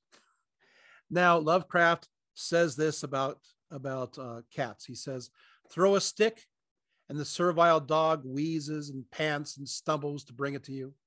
Do the same before a cat, and he will eye you with coolly polite and somewhat bored amusement. And just as inferior people prefer the inferior animal which scampers excitedly because someone else wants something, so do superior people respect the superior animal which lives its own life and knows that the puerile stick throwing of alien bipeds are none of its business and beneath its notice. The dog barks and begs and tumbles to amuse you with the crack of the whip. That pleases a meekness-loving peasant who relishes a stimulus to his own self-importance. The cat, on the other hand, charms you in playing for its own benefit when it wishes to be amused, making you rush about the room with a paper on a string when it feels like exercise, but refusing all your attempts to make it play when it is not in their humor. That is personality and individuality and self-respect, the calm mastery of being whose life is its own and not yours. And the superior person recognizes and appreciates this because he too is a free soul whose position is assured and whose only law is his own heritage and aesthetic sense. Wow. So there you have it. Now, unfortunately, Lovecraft did have a cat. The reason to say this is because the name, it has the N and then man. It was a black cat. And you're thinking, oh no. So this. You always see people stress this. People remember this. Yeah. So he got this cat when he was 9 years old, 1899, and had him until 1904. So this is again, during the time he is growing up. We don't even know if he actually named the cat. Is that making sense? So when people say this, it's like, it's not like he had this cat later on in life. Is that making sense? Are you guys following? Okay. He wrote a few other, of course, stories. The Cephalus, right? The picture in the house. It's a good one. But now starts the Cthulhu mythos. I want to make sure I hit some highlights before we close up, though. And of course, another one was Nyarlathotep, which is a favorite of mine. I really enjoy that one. We could talk about those maybe afterwards if you want to. And then, of course, The Nameless City, 1921. The Outsider is, again, another one of my favorites. You know, this person is, you know, he's in this castle. He rises to the tower. You know, it's moonlight, and he escapes and this place, and he explores. He goes to another castle, and he arrives there, and everybody's screaming and in fear. And you know, he's like, "Oh, I'm scared." He sees this monster. I mean, this monster is pretty scary, right? I cannot even hint what it was like, for it was a compound of all that is unclean, uncanny, unwelcome, abnormal, and detestable. It was the ghoulish shade of decay, antiquity, and dissolution, the putrid dripping eidolon of unwholesomeness, revelation, the awful bearing of that which the merciful earth should always hide. God knows it was not of this world, or no longer of this world. Yet to my horror, I saw in its eaten away and bone revealing outlines a leering, abhorrent travesty of the human shape, and in its moldy, disintegrating apparel, an unspeakable quality that chilled me even more. And it turns out he's looking in a mirror. It's himself, the darkness within. Unfortunately, we have to, I promise I'm going to address this. Let's talk about briefly the racism. Let's take care of that real quick. He has a dark legacy, as you can see. Lovecraft was a product of his time. He was a product of his mom. He was a product of his dad. He's a product of his context of that time. The real question we have to ask is, does he change? Right? That's the question we have to ask. His father, as you said, was, you know, as I said, was very proud. And in fact, he was also proud just of his Anglo-Nordic stock. So he was prejudicial at first as a child against fellow Caucasians. You know, only the British and the Norse were worthy. Then he goes, oh, maybe the Greeks and Romans too. You know, he starts adding people as time goes on. he starts to change. But of course, he talks against, as I said, he talks against undesirable Latins. What are, he says, low-grade Southern Italians and Portuguese, right? And the plague of French Canadians, He talks, of course, about Jews, and so he talks about, so the anti-Semitism is there. That's going to change, by the way. You know that, right? He's going to change from that because remember, he marries, guess what? A Jewish wife. And one of his best friends is, guess what? Jewish, right? Things do change as time goes on. And he does oppose later on Hitler's treatment of the Jews. You guys know that. So he is a changing figure. So we have to be careful because we have Lovecraft in 1910, 19-teens, you have in the 20s, you have in the 30s, and he's different people according to that time. And the problem is we cherry pick and we say, this is the Lovecraft, and this is how we should remember him. We should always see him as somebody who changes as time goes on. Okay, so you have the shadow over Innsmouth. It seems that they said is an allegory against the mixing of races, but he doesn't allude to this. He doesn't talk about this. And in fact, in many cases, it turns out that when it comes to the monstrous other, in some cases, especially those within the context of Massachusetts, it turns out that some of the monsters that cause all the problems are the humans who attack first and have to then go for the ramifications. Does that make sense? So you're going to have that happen as well. Okay, so as time goes on, okay, so then he starts to change.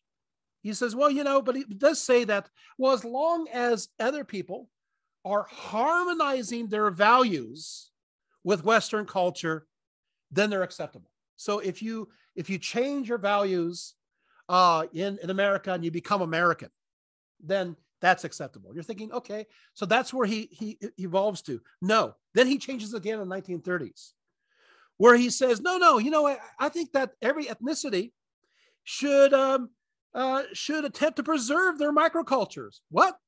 He goes the other direction. He said, no, we should preserve it. In fact, he goes on, not to see to believe this. He's a real friend of civilization, which is merely to make the Germans more German, the French more French, the Spaniards more Spaniard, et cetera, et cetera. What? So then he just about faces. So I got to tell you, he changes his mind, right? He goes from one to the other. So to say he believed this, yes, that year, the next year, he may be saying something else. He's a figure that's constantly evolving.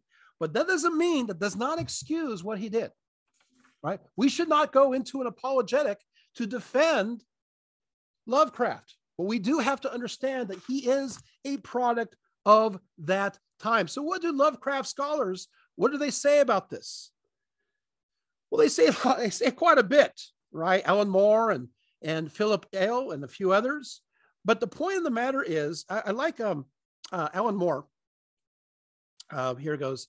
He says, in this light, it is possible to perceive Howard Lovecraft as an almost unbearably sensitive barometer, of American dread.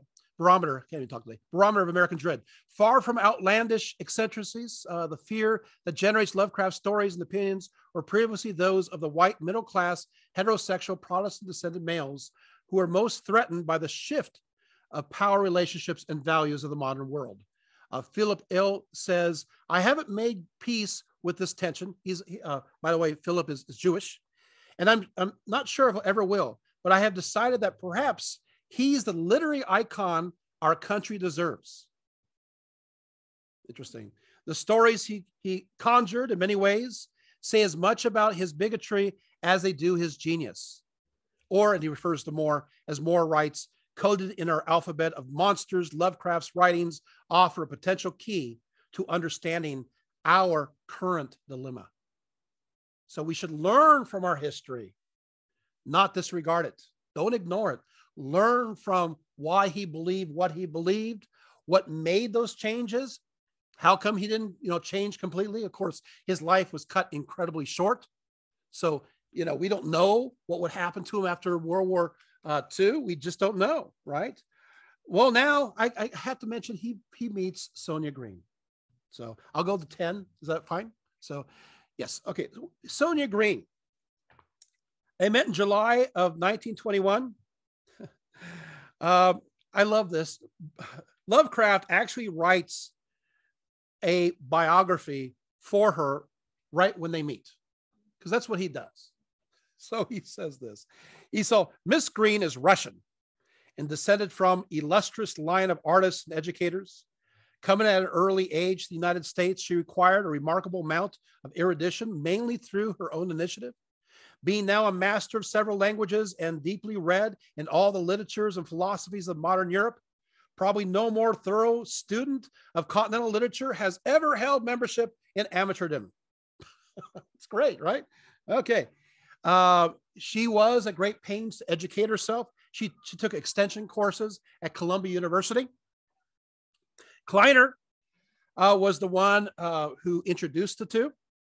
He describes her as a very attractive woman of Juno-esque proportions. That means that, you know, she's very, very tall. Also, Galpin notes, oh, I love this one. Galpin notes about her, said that when, quote, she dropped in on my reserved and bookish student life at Madison, I felt like an English cobra. I felt like an English dove transfixed by a cobra. Juno-esque and commanding, with superb black eyes and hair. She was too regal to be a Dostoevsky character and seemed rather a heroine of some of the most martial pages of War and Peace. Proclaiming the glory of the free and enlightened human personality, she declared herself a person unique in depth and intensity of passion and urged me to write, to do, to create. This is the person who would eventually marry Lovecraft. Sonia was an NAPA member in the New York area. She also worked in the clothing industry, and she made $10,000 a year, which is quite a bit, you know, so money was coming in. She was a writer, in many ways. You know, Lovecraft was dating somebody else. What? Dating a certain Winifred Virginia Jackson, but we don't know much about that. We do know that he wrote a letter to her and included a snapshot of his mother along with praises of her beauty, which I'm not sure how that, you know, the person you're going out with would like that. It's like, wow, thanks, that's your mom. What are you doing? Yeah, he wasn't very good at this, right? In fact, what happened is, well, Sonia takes on the reins, kind of pushes forward. You know, she becomes obsessed with him pretty quickly, to the point where she within a short period of time. In fact, they met in July. By September, she actually went up to his home, stayed in a hotel, met the aunts, hung out, and was very aggressive. And as a result, he passively kind of went with it. In fact, it took about 3 years to convince him that they should get married, which they did on March 3rd of 1924. Let's talk about his intimacy. You guys want to learn about how it is to be a Lovecraft? Oh boy. Okay, so before he was a virgin when they married. He read tons of books to get ready for that big moment. So he did his research. And of course, he still had problems with this idea ever since he was 8 years old, but he, you know, I'll try it, right? They got married on the night of their first time together. They didn't do anything. He was busy working on a manuscript and had a deadline, so nothing happened at that point. Priorities, right? Deadlines. She remarked they're simply too exhausted for any honeymooning or anything else. Yet, when they were intimate, all that book reading paid off. As Sonia wrote, as a married man, he was an adequately excellent lover, but refused to show his feelings in the presence of others. He shunned promiscuous associations with women before his marriage. She also noted that HP was inarticulate in expressions of love, except to his mother and to his aunts, to whom he expressed himself quite vigorously. To all others, he was expressed by deep appreciation only. One way of expression of HP sentiments, she says, was that he would wrap his pinky finger around mine and say, oomph. Oh boy. He never said, I love you. He just said, I appreciated you. So he just couldn't say the word love. But they got together. They're married. He put on, he rounded up to be about 200 pounds as a result of her delicious home cooked meals. Because he said that he was so hungry looking. She fed him cheese souffle for breakfast and just kept fattening him up with all these. And you know what she did? Now remember, she's Jewish, right? So all of a sudden, he's finding himself within this milieu of not just the Jewish community, but others. Are you guys getting this now? But also, he discovered there's another community because they're going to move to, guess where? New York, right? And New York, you're going to meet all kinds of people. Well, she introduced him to a new kind of food, because he liked New England fare, that's the best. Guess what? She converted him over to Italian. He loved Italian food. Are you seeing the change? Mm-hmm. Yeah. And then she looked at him going, you dress terrible, right? You look like you're from the 19th century. So what happened? Well, they went shopping. And so what happened as a result is that he had a new look. He had a Flatbush overcoat, and he loved the overcoat. And all of a sudden, I like this. So now he's dressing different. He's relaxing lots of his views. Are you getting this? He's a changing person, and Sonia is a part of that change. Sometimes it's the unknown that breeds prejudice. And as time goes on, he is learning that unknown, and it becomes suddenly known. It's not as scary anymore. And his viewpoints, again, are changing. During this time, of course, he writes the story called Cool Air, as connected to his New York context, right? Which I wish I could talk about, but I can't. And then, of course, he moves on to Rats in the Walls during the same period of time. Then The Shunned House, and then Imprisoned with Pharaohs. Oh, these are great books. And with Houdini wakes up down in an abyss. He writes The Hound. It looks like marriage is working out for him now, because all of a sudden, at first, because prolific writing, right? But as time goes on, Sonia, unfortunately, has to move to Cleveland because of a job opportunity. And so has to leave Lovecraft there in a first floor apartment.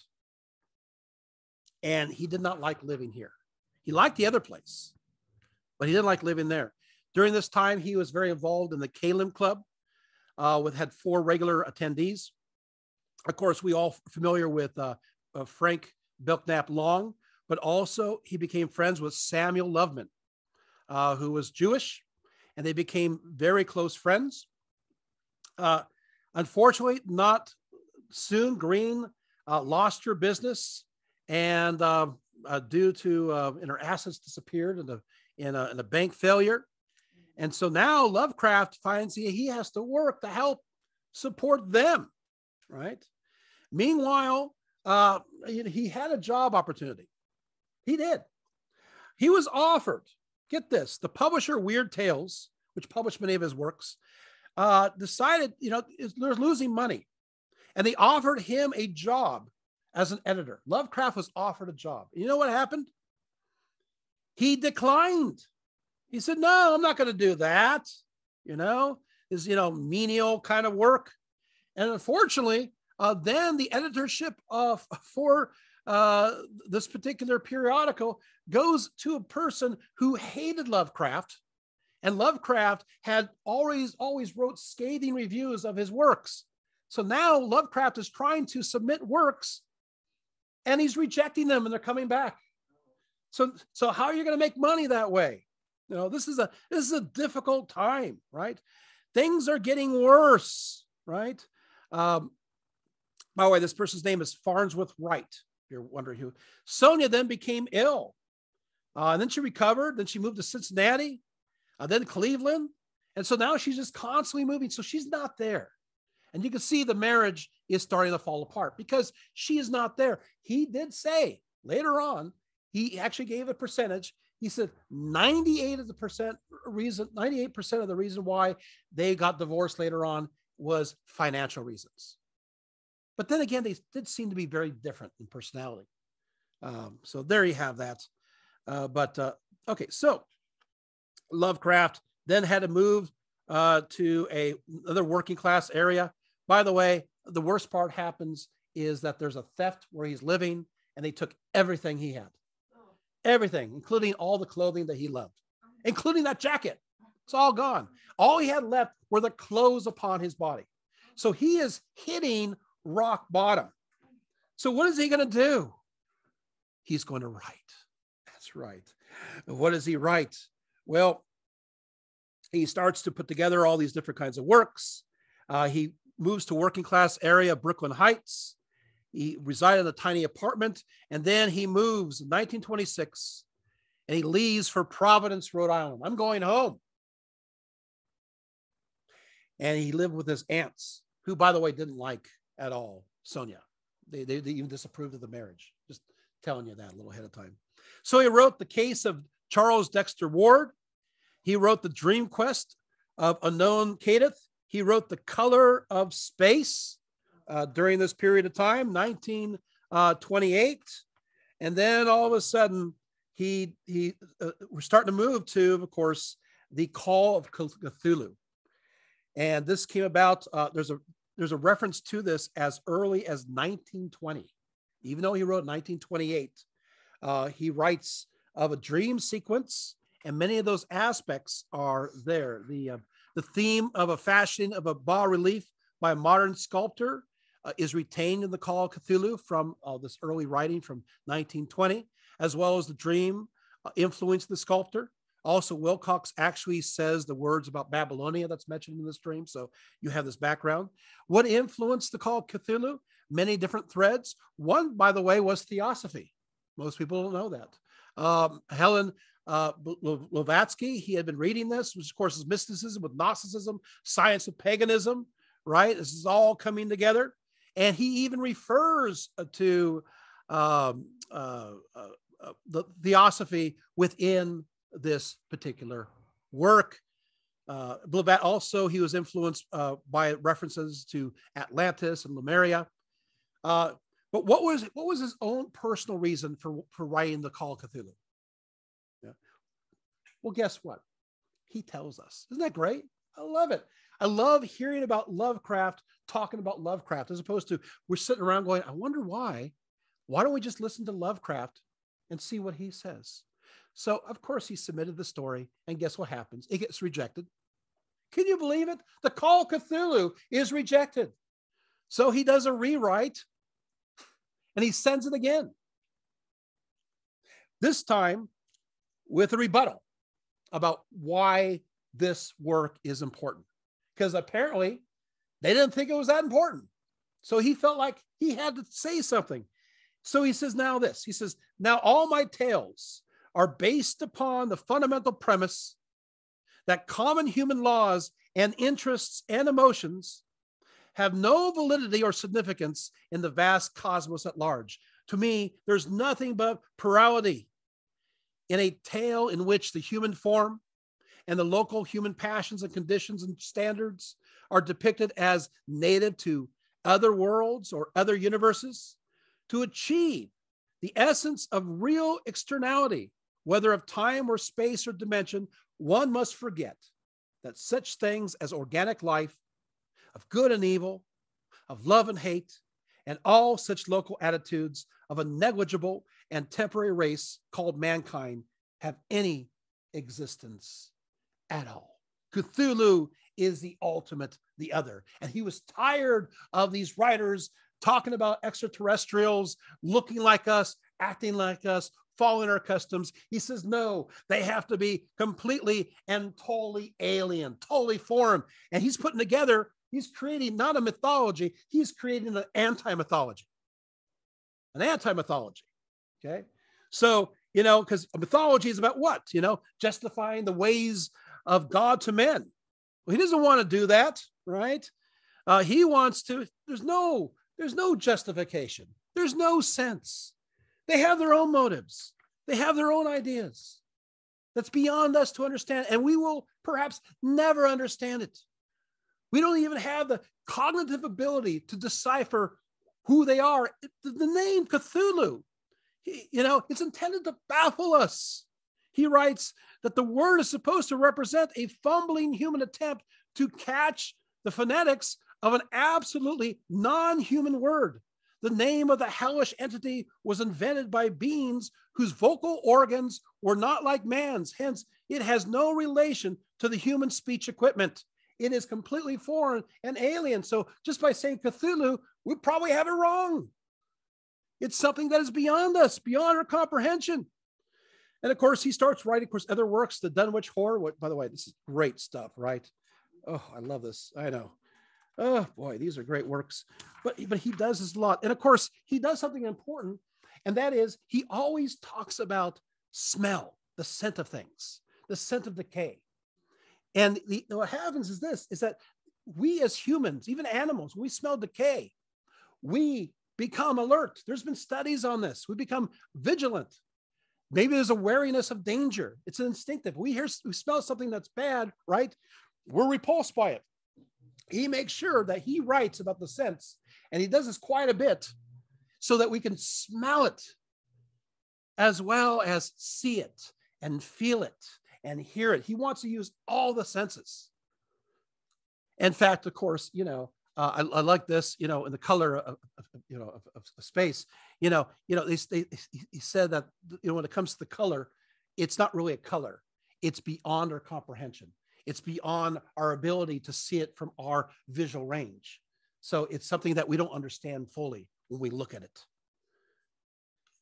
So, and if you're interested, there's a great article that is put together. It's called The Dreadful Reality, Fear, Madness, and the Fiction of H.P. Lovecraft. So just want to mention that. Okay, moving right along. Then The Shadow over Innsmouth was published in 1931, right? What another great story that I wish I could tell you about, but I can't. Yep. And so, oh boy, I actually have the whole story written out. So I took excerpts from the story and put it all together here. Oh, Lovecraft then, of course, moves to Prospect Street in 1933. And of course, Lovecraft and meanwhile, his wife, they pull away. Green actually moves to California, becomes Davis, and remarried in 1936. She did divorce him. It was amicable. Well, she tried to. It turned out that Lovecraft never signed the papers. So they're probably still together. And then this is the final segment right here. We got to conclude his life, right? But we got to go here. And that is finally, he changed again. What? He changed again. The Great Depression changed Lovecraft's political views. You see, as a child, he saw himself as a faithful Tory, supported the idea of a monarchy rather than a president when he's 8 years old, right? Lovecraft considered democracy as a problematic option.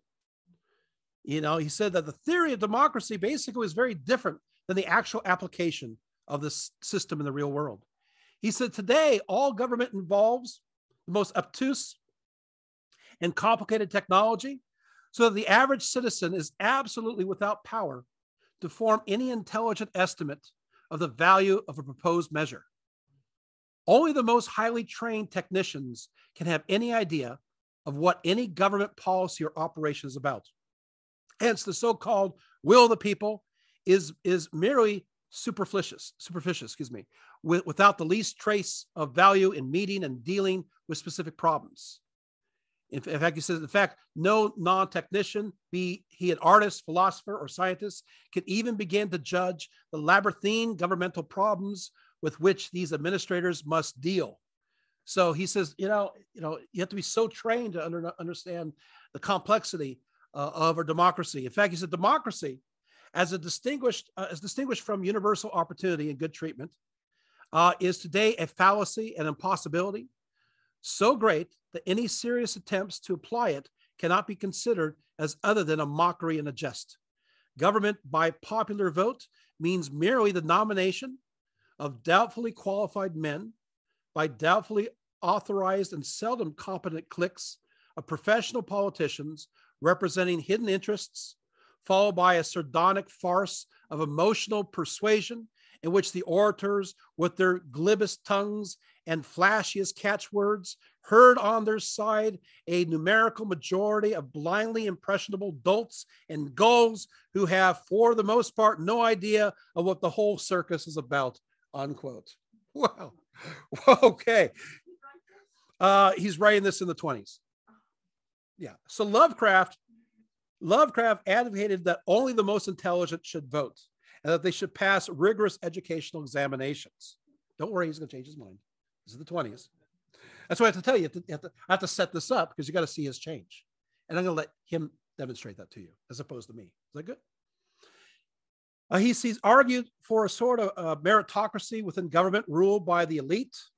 He said more nonsense has been uttered in this country over the perils of elitism than almost any other subject. All government known to history has been government by the minorities, and it is in the interest of everyone, most especially the poor and powerless, to have a governing minority composed of able, intelligent, responsive, and decent persons with a large view for the general welfare. There is a vast difference between an elite of conscience and an elite of privilege. The difference that Thomas Jefferson drew between the natural aristocracy founded on virtues and talents and the artificial aristocracy founded on wealth and birth, adding that the natural aristocracy is the most precious gift of nature for the government of the society. Now you're thinking, it's okay, it's interesting stuff. He does something, here it goes, because I have to address all these issues and its complexity. He calls this viewpoint fascism. You go, what? So you're going to see Lovecraft, oh, he was a fascist. Well, no, because this is not quite. This phrase was just coming out. This is the 20s. We don't know. We have Mussolini at that time, but we don't know about the rise of Hitler. We don't know about the fascists rising up, even in the United States. We don't know that. So he's using this term because he thinks it applies to it, and it's going to bite him in the end. Because when he realizes, is this become something else? Because for him, fascism was natural aristocracy, which is Jeffersonian. See, are you seeing? You got to take him in context. Are you guys learning a lot here? He doesn't know that, you know. And when it morphed into something else, what did he do? He disassociated from the term. He didn't use it. It's like, oh, because words, believe it or not, change over even in a short period of time. And of course, Hitler connected to that. Yet his entire family was Republican. He voted for Herbert Hoover in 1928, right? Yeah. But the Great Depression changed things. And yes, he did look at Adolf Hitler.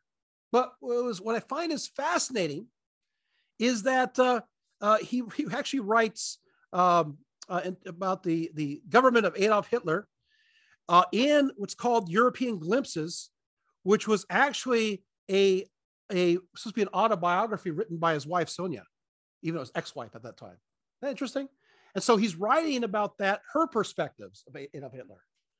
So it's not necessarily an endorsement. In fact, let's take care of that right now, because you're going to see, oh, he supported Hitler. No.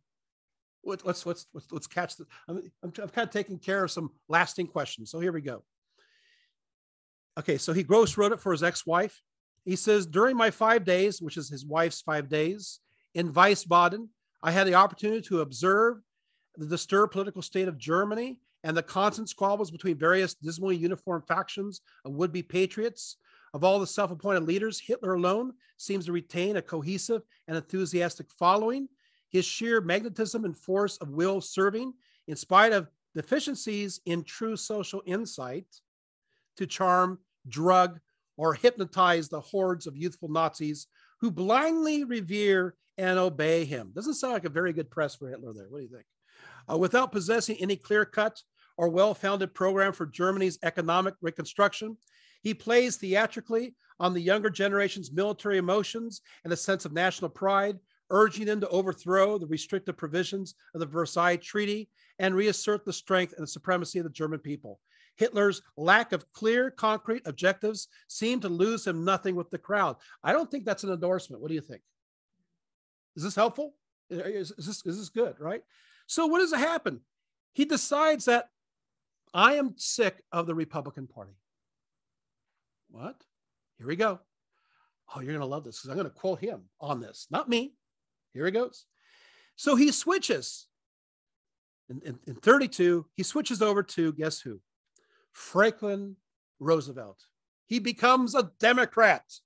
He switches and he supports cautiously the New Deal, although he felt that the reforms did not go far enough. He says, that is why we must go slowly and cautiously, lending our support to anything headed in the right direction, which has real chance of adoption, even if it does not suit us exactly as some other plan, which has less chance of adoption. The New Deal, in spite of its present internal inconsistencies and frankly experimental phases, probably represents as great a step in the right direction as could now command any chance of support. He says, you know, you can only go so far, but you have to go through slowly because you got to follow where the people are at. And then he goes a little bit further. He switches over. He says, you know what? I don't think the elite should rule anymore. What? Oh, I thought we just established that he thought that this was, yeah, guess what? He changes his mind. You want me to read that? Yes, I will. So what happens is the more I observe the abysmal, implicitated ignorance of the bulk of the allegedly cultivated people, folks who think a lot of themselves and their positions, and who also include a vast quota of university graduates. Ooh, ouch. The more I believe that something is radically wrong with conventional education and tradition. These pompous, self-complacent best people with their blind spots, delusions, prejudices, and callousness, poor devils who have no conception of their orientation to human history and the cosmos, are victims of some ingrained fallacy regarded in the development and the direction of cerebral energy. They don't lack brains, but have never been taught how to get the full benefit of what they have. As for Republicans, how can one regard seriously, he says, a frightened, greedy, nostalgic huddle of tradesmen and lucky idlers who shut their eyes to history and science, steel their emotions against decent human sympathy? Wait, Lovecraft is talking about sympathy? Are you guys following me? Wait, he wouldn't do that a decade earlier. Are you guys following me? Cling to their sordid and provincial ideas, exalting sheer acquisitions and condoning artificial hardship for the non-materiality shrewd, dwell smugly and sentimentally in a distorted dream cosmos of outmoded phrases and principles and attitudes based on bygone agricultural handcraft worlds, and revel in, consciously or unconsciously, in mendocious assumptions such as the notion that real liberty is synonymous with the single detail of unrestricted economic license, or that irrational planning of resource distribution would contravene some vague and mystical American heritage, utterly contrary to the fact and without the slightest foundation in human experience. Intellectually, the Republican idea deserves the tolerance and respect one gives to the dead. Unquote. Wow. He changes. Let's keep going. He's going to die now. Of course, I'm sorry. In 1936, they published The Shadow of Innsmouth in the paperback book. 400 copies were printed. It was filled with errors. It didn't do very well. They even burned the last 200. And this kind of broke his heart. He didn't have a good reception of At the Mountain of Madness. They didn't like it. I like that, but they didn't like it. He declined psychologically, physically. He started going downhill. He had a close friend named Robert E. Howard, and they became good friends. But then Howard's mom, who was critically ill, did not wake up from a coma. And so one of his closest friends basically took a pistol and committed suicide. This impacted Lovecraft even further. Now, he's going, becomes bleak. He thinks that he's going to be forgotten. I have no illusions concerning the precarious status of my tales, and do not expect to become a serious competitor of my favorite weird authors. And then he starts to decline, and he dies on March 15th, 1937, complications of terminal cancer of the small intestine. And his last words were, sometimes the pain is unbearable. Well, let's leave you on this thought. Right? He says, let's end with two quotes from him. There are not many persons, he says, who know what wonders are open to them in the stories and visions of their youth. For when as children we learn and dream, we think but half-formed thoughts. And when as men we try to remember, we are dulled and prosaic with the poison of life. But some of us awake in the night with strange phantasms of enchanted hills and gardens, of fountains that sing in the sun, of golden cliffs overhanging murmuring seas, of plains that stretch down to sleeping cities of bronze and stone, and of shadowy companies of heroes that ride compassed with white horses along the edges of thick forests. And then we know that we have looked back through the ivory gates into that world of wonder which was ours before we were wise and unhappy. And finally, to be bitter is to attribute intent and personality to the formless, infinite, unchanging, and unchangeable world. We drift on a chartless, restless sea. Let us sing when we can and forget the rest. Thank you. All right. Okay. Well, there you go. Let's see if I can do this picture thing. There you go. All right. There you go. Let's see. I'm going to get to you guys here. I guess we just get it there, like this way. There we go. Maybe I'll turn the flash on. What do you think? There we go. Okay, maybe it'll work. Let's see, 1, 2, and no, I guess maybe it works anyway. And we'll do this here. All right, there we go. Okay. Okay. Well, would you guys, any questions? I have a few questions in the chat. Okay. Who? So, a gentleman who had to be he said that in his opinion, Alan Moore, pardon me, Alan Moore? Alan Moore isn't properly a Lovecraft scholar. No, he's not. But he does. He enough Lovecraft to make comics based on, and that's about it. Yeah. Well, yeah. Well, he's not a Lovecraft scholar, but he does participate in the reception of Lovecraft within popular culture. And then also, he mentions that there's no proof that Lovecraft dated Jackson. Well, they're right. The authority for that is Josie, who is the most preeminent Lovecraft scholar alive. Okay. So. And then he brought up another reason why he didn't want to move, or why he didn't take the job. Because he would have to move to Chicago.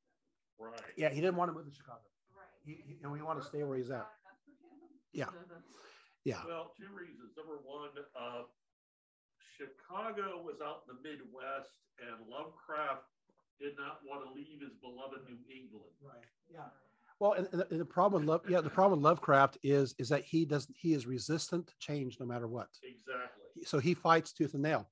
I mean, you could barely get him to New York. And he's like, oh, I kind of like New York, until, of course, they steal his clothes and everything else. Then it goes dark pretty fast. But the point of the matter is, he's resistant. What should have happened, or maybe could have happened, is the idea that maybe Sonia or somebody should have encouraged him, because that would have given him quite a bit of power and prestige, and get out of his comfort zone, because she was good at that. Got him eating Italian food, got him eating. I mean, he gained, quite a bit of weight. Yeah. As a result. Was it 40 pounds? And the Jewish cuisine. Jewish cuisine and everything else. I mean, so introduced to a much wider circle of friends than he would have known. Not ordinarily. Living in Providence. But the problem with his personality is he needed to be coaxed, he needed to be encouraged, And the other part is that he's basically his mom dies, and he switches to another mom. Yeah. That's Sonia. So basically, the mother figure. He needed to have a mother figure that dotes upon him, that encourages him, and of course. But the funny thing is, even though mom was kind of misguided at first, in many ways, hey, you're a girl with golden locks. The point of the matter is that eventually mom is like his biggest supporter, the rooter, but doesn't want him, of course, obviously during the war effort. But the point is that they're very, very, very close, incredibly close. And then when she dies, Sonia just happens to come within that a very short period of time. So there she is. And so there's somebody else to motivate him. But the problem is that Sonia goes away. She moves away, starts traveling around, trying to, and as a result, he starts becoming more and more set in his ways. And then, of course, something scares him, and that theft did scare him.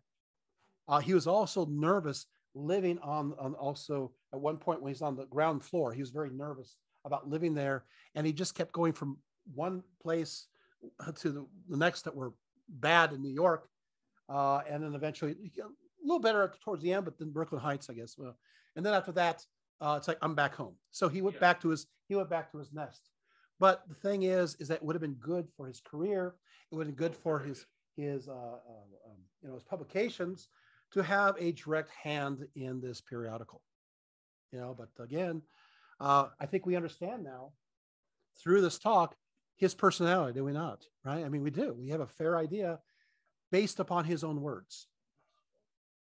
Very, I mean, he does. I mean, he goes from one thing to the other when it comes to interests, and then, but as opposed to disregarding them, except for the Arabian Nights a little bit, he brings it all together. He adds it to it, so everything connects to each other. So he goes, hey, I like astronomy. Hey, that goes into my science fiction, right? I love the sciences. I love adventure. I love detective stories, and all these features. I mean, really, a lot of his stories are detective like. You could start off. You're going, oh yeah, this is you're trying to guess what happens. It's a mystery, and yeah. So that answered that question, I think. Any others? Yeah. Would you say that one of the themes in Lovecraft stories is xenophobia? Absolutely. Oh yeah. Yeah. In fact, that's a story of his life. Oh yeah. I mean, he is, and again, he's sheltered, he's cloistered by his mom, and there is, unfortunately, there is also this mental illness that makes him even more prone to be paranoid. And when he's paranoid, and when he's in an uncomfortable space, what he does is he strikes out. I have to tell you, I don't want to be on the wrong end of one of Lovecraft's letters. You have so many of these horrendous adjectives that he just throws at you that make you feel like you're just this big. You don't want to be on that end because all of a sudden it seems like he has this raging anger that flows out of him. And yet, according to Green, according to his wife, he was always reserved in person. He held himself off a little bit when it comes to special things. He's more powerful via the letter. He's one of those people, you meet, he destroys you, and you meet him, and he's just like very calm. He has this kind of very calm facade. He kind of looks like the guy from Facebook a little bit, right? Right, doesn't he? He's like the person on the internet who seems to be kind of a milquetoast, and then when he gets on the internet, it's firing nukes. Yeah, and then when we meet in person, he's just like, his little suit and little cuffs, and it's like, this guy did that. Watch out! You just don't get him behind the pen, because when he's in private doing his own thing, he's pretty scathing. Yes. Perhaps because he didn't really get to interact with people till he got into his middle teens. When he was in high school, he said he got friends. He didn't know how to be physically confrontational, but he could do it through his writing. Yes. Because he didn't have to encounter that person in that space. He could do it from a distance and be strong in his thoughts and have power over what he has to say, because you didn't have that person right there confronting him and interrupting him. Yeah, he wasn't properly socialized. Yeah. You know, they isolated him, and he was in his little ivory tower, so to speak, and he did his own thing, and he was allowed to be very selfish. Meanwhile, they're supporting, you know, his whatever he says. They go, oh, that's great, great, you know. And then of course, you know, he did that great speech for, you know, for his middle school, right? Yeah. You know, that great speech, which by the way, just kind of shows he's not really in touch, even with kids. You know, he loved doing everything when it comes to play sets. Everything had to be in its own special place. And so he'd do these elaborate plays with all these characters and all the scenery. He got, for a short period of time, he even got into drama. Was into that. But all the game pieces, in a sense, all the scenes had to be done his way. It has to be my way or the highway. So the kids, they have to play along with him. He's the one that made the stratagems when it came to the detective society. You heard him himself say that, right? He's the one who made the scenarios. He's even the one putting the blood on the floor. He's doing everything, and they are just set pieces going along with whatever is happening. So there's also a sense of fear, xenophobia, but this also intrinsic need for control. He's got to control. And he doesn't like things out of control, which is interesting because his writings are all about chaos. It's all about the other. What frightens him. And that's what frightens him. And so in a sense, it's almost like a catharsis. He's writing what he knows, and he's throwing all his fears and anxieties into his writings, and they're going there. Well, it's, for example, Lovecraft, though he loved ocean voyages, was terrified of what was under the ocean. Yes. Yeah. Lovecraft was terrified to death of fish and especially cephalopods, octopi, and squid. Just terrified the daylights out of it. Yep. Ouch. It's also why, for example, he was nauseated by the very sight of seafood, as he put it. Yeah. That's why I used to have a button that said, H.P. Lovecraft is alive and well and tends a sushi bar in Pasadena. Yeah. Yep. No, he didn't like mollusks. Yeah, he mentions mollusks quite a bit in his writings. So, ouch. Gotta pull a muscle here. Aye. So, any other questions?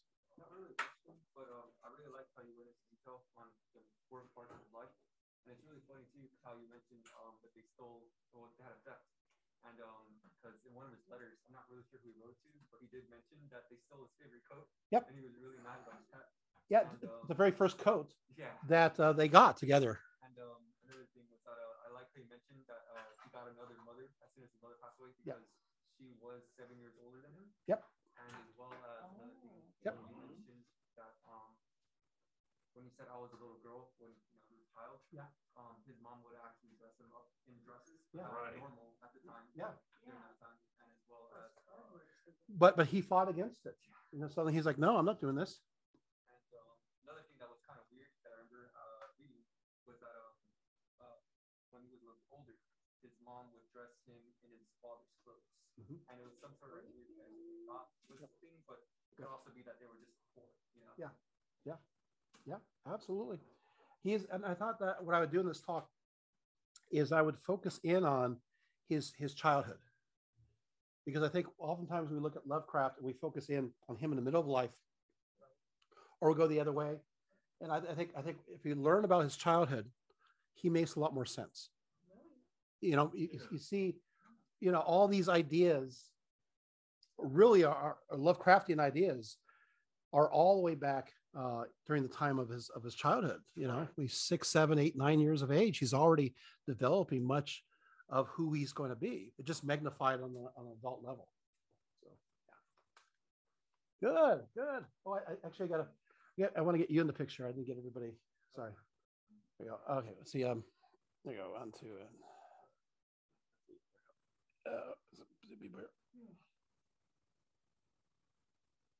okay. All right. How are we doing, Terry?